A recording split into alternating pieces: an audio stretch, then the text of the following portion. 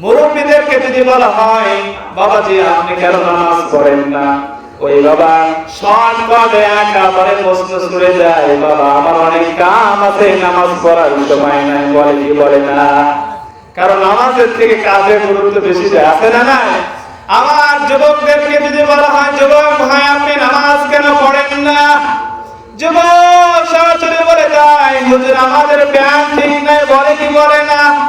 অথচ প্যান্ট ঠিক আছে কিন্তু ঠান্ডা শয়তান ওকে নামাজ পড়তেই দেয় না। কথা বলেন ঠিক কিনা? আবার কিছু মানুষ আছে দেখবেন আমাদের ভিতরে বলে যে আমাদের নামাজ লাগে না, রোজা লাগে না। এরকম মানুষ আছে না নাই? এরকম মানুষ এখন অহরহ হয়ে গেছে। কয় যে শর্টে শর্টে আমরা জান্নাতে চলে যাবো, এরকম বলে কি বলে না? আচ্ছা বলেন তো শ্রেষ্ঠ মাখলুক হলো আমরা। আজকে শ্রেষ্ঠ মাখলুক হয়ে যদি আপনি বলেন আমাদের নামাজ লাগে না, রোজা লাগে না, আমার তো মনে হয় ওই কুকুরেরও নামাজ লাগে না, শুকুরেরও নামাজ লাগে না। আমার তো মনে হয় ওই শুকুরের চেয়েও নির্দিষ্ট আমরা হয়ে গেছি। কথা বলেন ঠিক কিনা? কারণ একজন মানুষ যে কথা তো বলতে পারে না। কথা বলেন ঠিক কিনা? মুসলিম হে আবার নামাজ পড়বে না, এটা কোন ধরনের কথা? ঠিক কিনা? সম্মানিত হাজিরিন, তাহলে আসেন আমাদের অবশ্যই সালাত করা প্রয়োজন আছে না নাই? অবশ্যই আছে না নাই? আপনারা কি ঝুমাইতেছেন নাকি? ঝুমাইন না, এই অল্প কিছুক্ষণ আমরা আলোচনা করব ইনশাআল্লাহ তাআলা।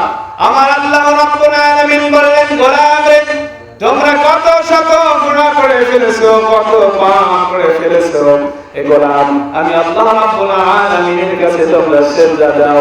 আমি আল্লাহ রাব্বুল আলামিন তোমাদের সিজদা দেওয়া দেরি হবে, তোমাদের মাফ করা দেরি হবে না। আল্লাহু আকবার। কারণ রহমান আমার আল্লাহ হলেন রহিম। কথা বলেন ঠিক কিনা? সম্মানিত হাজিরিন, তাহলে আসেন একটি হাদিস শুনি। হযরত আবু যর রাদিয়াল্লাহু তাআলা আনহু একবার নবী করিম সাল্লাল্লাহু আলাইহি ওয়াসাল্লাম শীতকালে বাহিরে তাশরীফ নিয়ে বের হলেন এবং আবু যর রাদিয়াল্লাহু তাআলা আনহুকে বললেন আবু যর রাদিয়াল্লাহু তাআলা আনহু বললেন লাব্বাইক ইয়া রাসূলুল্লাহ ইয়া হাবিবাল্লাহ আমি হাজির।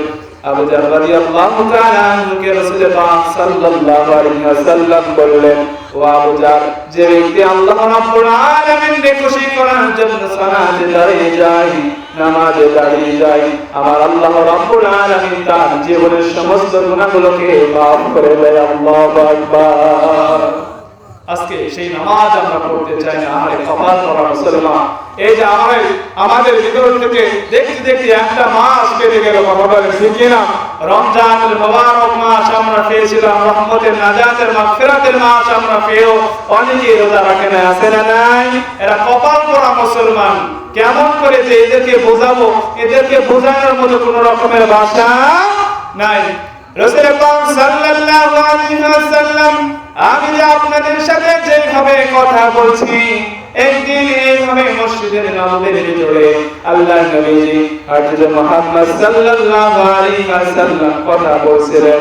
ও আমার সাহাবীরা বলো তো, তোমাদের বাড়ির পাশে যদি কারোর পুকুর থাকে, ওই পুকুরের ভিতরে যদি তোমরা দিনে 5 বার গোসল করো, ও আমার সাহাবীরা বলো তো তাহলে তোমাদের শরীরে কি ময়লা থাকতে পারে? তখন রাসূল পাক সাল্লাল্লাহু আলাইহি ওয়াসাল্লামের সাহাবীরা বললেন না, থাকতে পারে না, থাকতে পারে না। কারণ যে ব্যক্তি 5 বার দিনে গোসল করে তার শরীরে কি ময়লা থাকতে পারে? কখনোই ময়লা থাকতে পারে না। তখন আমার আপনার পয়গম্বর নবী সাল্লাল্লাহু আলাইহি ওয়াসাল্লাম বললেন ও আমার সাহাবীরা রে, তাহলে শুনে রেখে দাও, আমার কোন বান্দা বান্দি, আমার কোন উম্মত যদি আমার আল্লাহ রাব্বুল আলামিনের নামাজে দাঁড়ানোর আগে যদি দিনে 5 বার ওযু করে, আমার আল্লাহ রাব্বুল আলামিন ওই ওযু করার বিনিময়ে তার জীবনের সমস্ত গুনাহগুলো মাফ করে দেয়।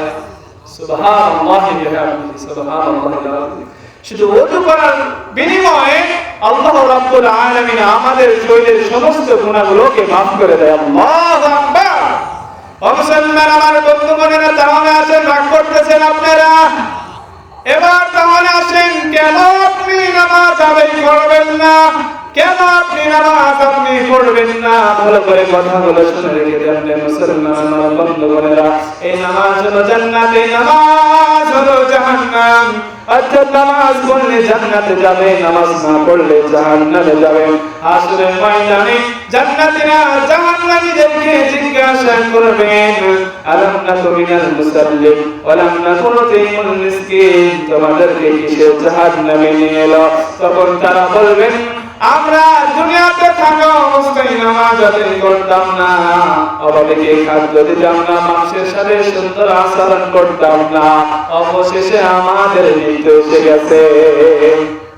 এরকম অনেক মানুষ আছে, কয় পড়ব পড়ব পড়ব, আছে না নাই? পড়তে পড়তে বলতে বলতে খবরে যায় না, এরকম মানুষ আছে না নাই?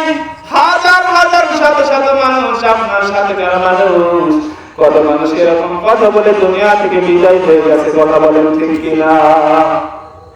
সম্মানিত হাজরিন, তাহলে আসেন, এই যে আমরা নামাজ পড়ি, মনে হয় আল্লাহ রাব্বুল আলামিন আমাদেরকে কিছুই দিবেন না। না না না, আমার আল্লাহ রাব্বুল আলামিন বললেন, বান্দারে তোমরা নামাজ পড়ো, আমি আল্লাহ রাব্বুল আলামিন তোমাদের জন্য 5টি স্পেশাল পুরস্কার রেখেছি। আল্লাহু আকবার।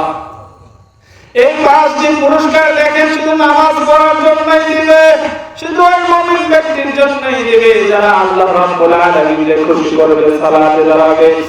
আল্লাহ রাব্বুল আলামিন কোরআনুল কারীমের ভিতরে বললেন, মান হাফাযা আলাস সালাওয়াতি ইয়াকরামাল্লাহু তাআলা। আল্লাহ রাব্বুল আলামিন যে ব্যক্তি খুশি করাবেন, আমার আল্লাহ রাব্বুল আলামিন তাকে 5টি পুরস্কার দেবেন। আল্লাহু আকবার। নামাজ ব্যক্তিকে 1 নম্বর পুরস্কার দেবেন আল্লাহ রাব্বুল আলামিন। নামাজ ব্যক্তিকে ভালো করে খেয়াল করেন, 1 নম্বর পুরস্কার কেমন হবে একটু ভালো করে খেয়াল করলে মুসলমান আমার বন্ধুগণেরা, 1 নম্বর নামাজ ব্যক্তিকে পুরস্কার দেবেন আল্লাহ রাব্বুল আলামিন রুজি রোজগার ও জীবনের সংকীর্ণতা হতে মুক্ত দান করবে। আল্লাহু আকবার। চিন্তা করে দেখেছেন, শুধু নামাজ পড়লে, যদি সঠিকভাবে সালাতে দাঁড়িয়ে যায়, নামাজ পড়ে, আমার আল্লাহ রাব্বুল আলামিন বললেন ওই বান্দার জন্য আমি আল্লাহ রাব্বুল আলামিন সমস্ত অভাবকে দূর করে দিই। আল্লাহু আকবার। 2 নম্বর পুরস্কার দিবেন নামাজ ব্যক্তিকে আল্লাহ রাব্বুল আলামিন বলেন, মান হাফাযা আলাস সালাওয়াতি ইয়াকরামাল্লাহু তাআলা। 2 নম্বর পুরস্কার আমি আল্লাহ রাব্বুল আলামিন দেব ওই ব্যক্তিকে বিনা হিসাবে একেবারে maaf করে জান্নাতে দিয়ে দেব। আল্লাহু আকবার। শুধু তাই নয়, কবর আযাব একেবারে আল্লাহ রাব্বুল আলামিন নামাজ ব্যক্তিকে maaf করে দিবেন। আল্লাহু আকবার। এখানে যতগুলো মানুষ আপনারা বসে আছেন, আমার আল্লাহ রাব্বুল আলামিন যদি বলেন, আব্দুর রহমান আব্দুর রহিম, তোমার কবর আযাব আমি আল্লাহ রাব্বুল আলামিন maaf করে দিলাম, এবার আপনারাই বলেন তো তার মতো কি আর কেউ খুশি হবে নাকি? কবর আযাব যদি maaf করে দেয়, ঘোষণা দিয়ে তার মতো কেউ খুশি হবে? তার মধ্যে আর খুশি হবে? সম্মানিত হাজরিন, তাহলে আসেন 2 নম্বর পুরস্কার আল্লাহ রাব্বুল আলামিন দিবেন হলো কবর আযাব maaf করে দিবেন। 3 নম্বর পুরস্কার আল্লাহ রাব্বুল আলামিন নামাজ ব্যক্তিকে দিবেন।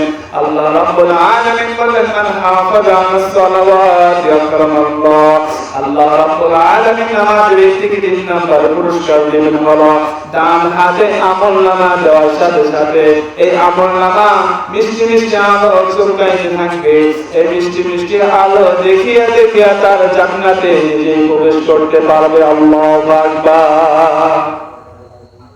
সম্মানিত হাজরিন, তাহলে আসেন 4 নম্বর পুরস্কার আল্লাহ রাব্বুল আলামিন বললেন, মান হাফাযা আলাস সালাওয়াতি ইয়াকরামাল্লাহ। আমার কোন বান্দা বান্দি যদি গভীর রাতে যদি সালাতে দাঁড়িয়ে যায়, ইখলাস নিয়াতে যদি সালাতে দাঁড়িয়ে যায়, আমার আল্লাহ রাব্বুল আলামিন বলেন, মান হাফাযা আলাস সালাওয়াতি ইয়াকরামাল্লাহ। আল্লাহ রাব্বুল আলামিন 4 নম্বর পুরস্কার দিবেন হলো আমার আল্লাহ রাব্বুল আলামিন নামাজ ব্যক্তিকে ফুলসিরাত বিদ্যুতের গতিতে পার করে দিবেন। আল্লাহু আকবার। ওলামায়ে কেরাম বলেছেন, ফুকায়ে কেরাম ইসরাত করে বলেছেন, তারা তাফসীরের রাবি নামে বলেছেন ওই ফুলসিরাত এতটাই চিকন হবে। রাবি জানার ভিতরে বলেছেন, ফুকায়ে কেরাম বলেছেন যে ওই ফুলসিরাত চুলের চেয়েও চিকন হবে, তরবারির চেয়েও ধারালো হবে। বেনামাজিরা যখন ওই ফুলসিরাতের উপর উঠবে তারা কেটে ফেলে জাহান্নামের ভিতরে চলে যাবে। আর যারা মুমিন, যারা সালাত আদায় করেছে, আল্লাহ রাব্বুল আলামিন দেখেছে, আমার আল্লাহ রাব্বুল আলামিন তাদেরকে বিনা হিসাবে একেবারে বিদ্যুতের গতিতে ফুলসিরাত পার করে দিবেন। আল্লাহু আকবার। 5 নাম্বার পুরস্কার আল্লাহ রাব্বুল আলামিন নামাজ ব্যক্তিকে দিবেন। 5 নাম্বার পুরস্কার হলো আমার আল্লাহ রাব্বুল আলামিন বললেন 5 নাম্বার ওই মুমিন বান্দাকে আমি পুরস্কার দেব, তাকে বিনা হিসাবে জান্নাত দান করব। আল্লাহু আকবার। এই 5টি বিষয় এমন যে আলামে দুনিয়া, আলামে বারজাখ, আলামে আখিরাত, অর্থাৎ দুনিয়ার জগৎ, আখিরাতের জগৎ, কবরের জগৎ হইতে উম্মত কাম হবে।